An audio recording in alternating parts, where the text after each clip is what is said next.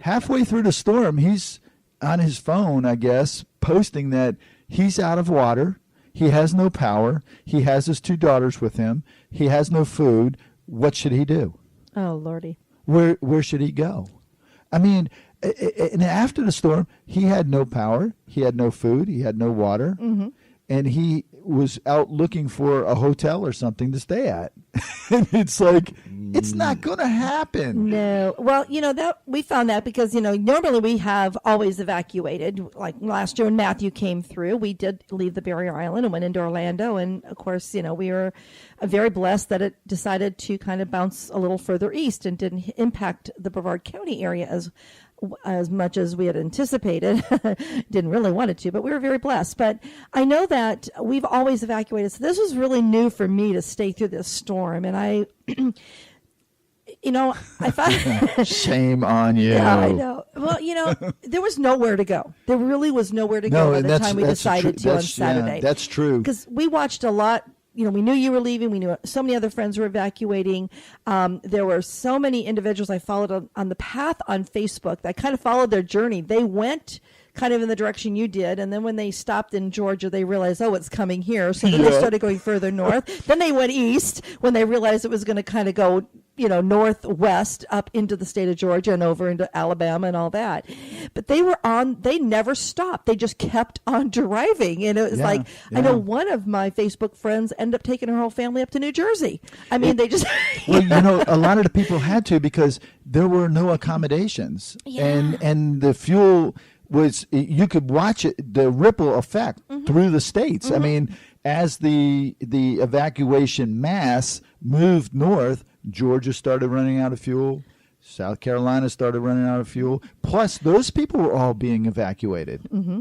Well, I know I told my sister when we realized it was coming into Naples, get over here. And she goes, I only have a half a tank of gas, and there's not a single gas station here in Naples that I can get gas, so I can't go, and it was like, oh my gosh, that was just how serious it did get. And I know with us, yes, we stayed, and we just some minor damage. We're probably going to need to get a new roof, things like that. But we are very blessed. We don't have a lot of any water leaking. We had it coming in through the windows and such. But those are things I can handle. I actually handled the aftermath of the week without power. We were without power from Sunday. From 5:45 p.m. was when our power went out until the next Sunday at about 3:30 in the afternoon or something. That's rough, and people don't understand that.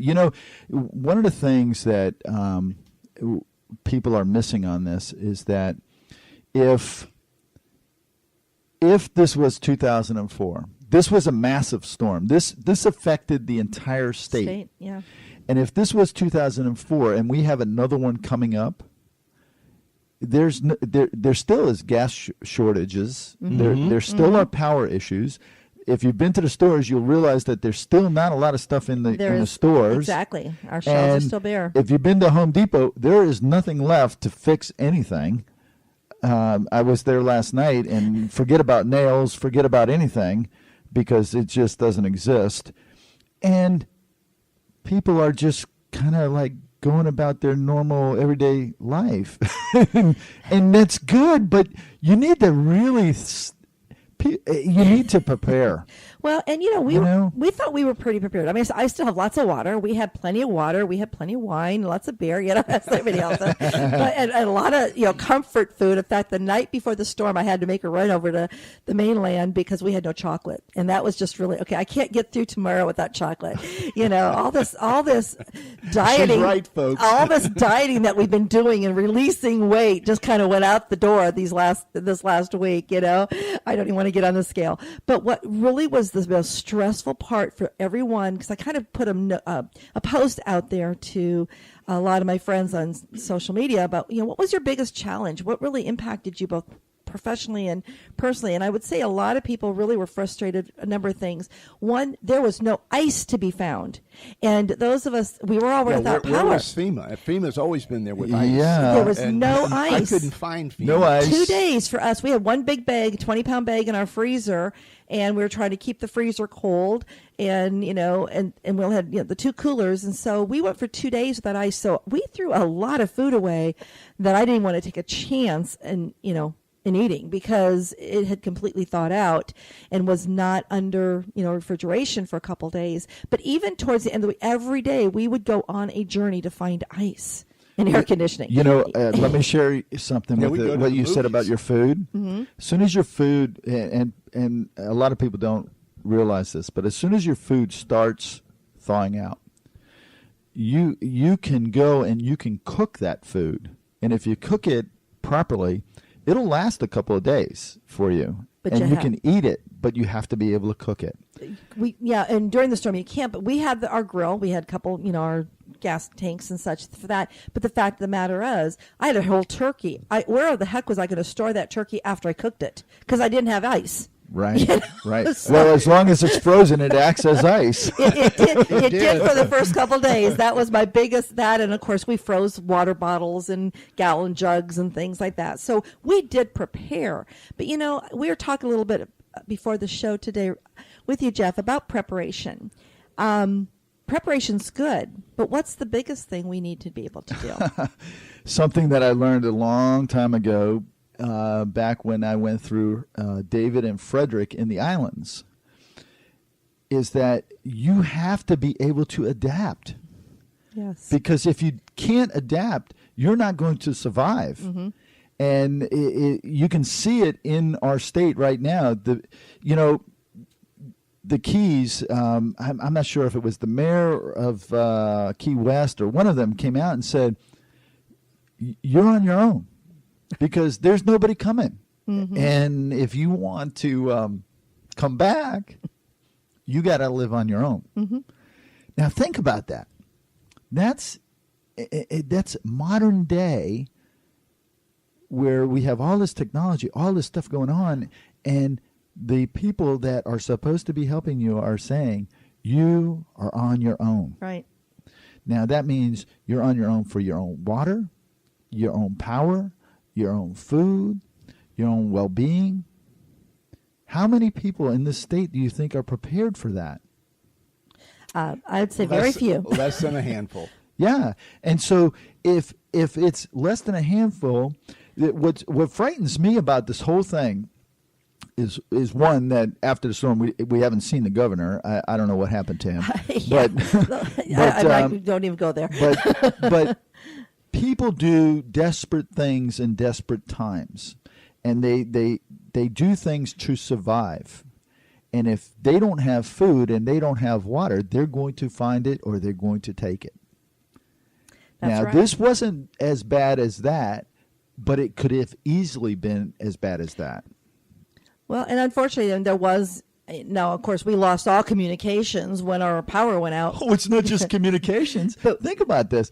Everything that runs your highways, that lets you know if there's traffic on the highway, everything that has to do with power lights, traffic lights, everything. I know. We had our radio going, and they were talking about people. Now, look, there's no stoplights. You have to have four-way. Every intersection is a four-way stop, and they were talking about people just running through these. I gotta get out of here. I gotta go. It was like, wait a minute, people. Let's think logically here. And I actually last week, and I think Richard will contest. I think he was very pleasantly surprised. I stayed positive. I stayed focused.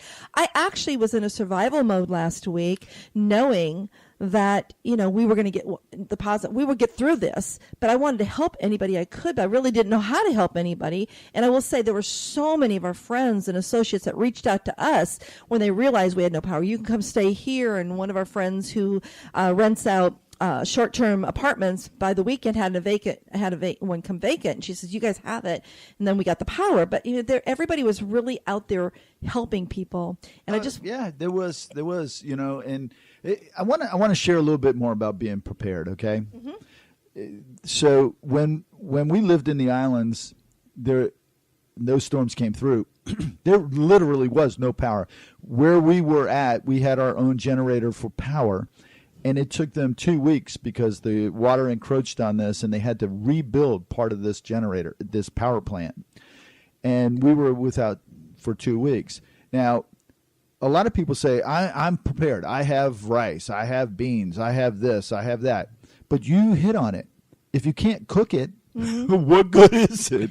If you don't have water, you can't make that rice. No. So you've got to be really thinking about things that, if this happens, what are my options? What am I going to do? And then prepare yourself for that. But what I've seen in this last 2 weeks, people don't seem to think like that.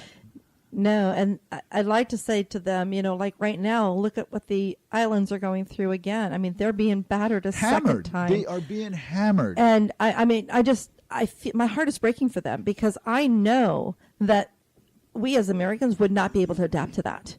No, look at Barbuda. Oh my gosh. There's nobody on that island. Our good friend. They left the island because they can't. There's nothing there. I know. Nothing left. We have a good friend. Actually, he was a guest on our radio show a few years ago, Darian Hill, who's in Orlando.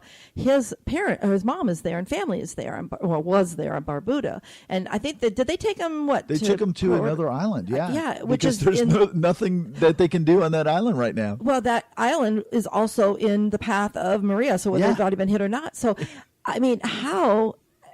I guess that's the one thing I think we, as business people, individuals, we really need to step back and really think about how we need to change some of our processes so we can adapt easier. Yeah, you go back. How many people in Brevard County could start a fire from scratch? No matches, no lighters, no nothing. How many people could actually create a fire if that's what they had to do to survive, to cook something? I know 2 for sure. Well, I'll tell you what. My family up north were saying, okay, Cheri, Cindy, you're down in Florida. Start using those Girl Scout tips that you learned all those years of being a Girl Scout, Exactly. But people don't realize that we don't do that anymore. To be a Boy Scout or Girl Scout or any of these things, oh, that's taboo. That's not cool. That's nerdy, to be those things, yeah. So we don't know how to survive in the wild. We don't know how to handle a camping experience that doesn't have built-in air conditioning in the tent. And that's frightening. That really is frightening. Well, what are your thoughts, Jeff, about, I've read some articles these last few days, now that I have communication again, because we had no cell phone or anything, or internet or whatever last week, so I did feel like I had no communication with the outside world. But I have been reading some articles where people say, you just got to stop rebuilding down there. You need to just take your money from your insurance company and run, especially those in the Keys. I'm thinking, who are these people? They're transplants from the north. But you can't just do that. No, this is our home. What you need to do is educate people in a better way, I think. We can't, it's one of those things that you need to plan for the worst and hope for the best. Yep. Absolutely. And you need to, people need to stop worrying about the state of Florida or the city government or the county government taking care of you after a storm, because it's not going to happen a lot of times. Mm-hmm. And so you have to prepare yourself to be on your own for a little while. And if you don't, oh well, I mean, you're gonna be hurting. It is. It's well. I mean, you hit the nail right on the head there.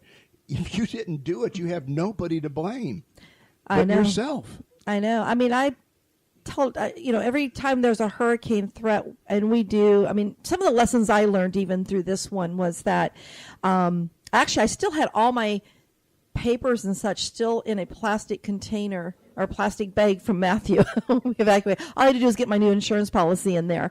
But I learned a very important lesson that we spend so much time prepping for the storm, and we should already be prepared and have all those items in a container.